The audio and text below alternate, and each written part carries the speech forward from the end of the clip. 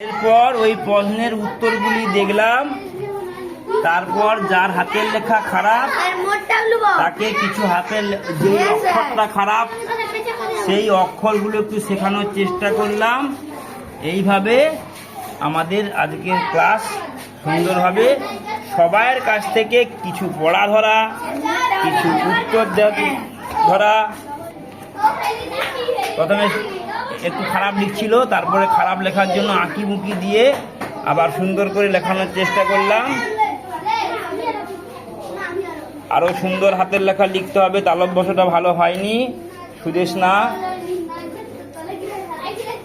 এরপর আমরা এই টিচার্স ডায়েরিতে বাংলা অতীত পাখি প্রশ্ন উত্তর পৃষ্ঠা 123 প্রশ্ন উত্তর লেখা দেখলাম এবং চক ডাস্টার ব্যবহার করলাম।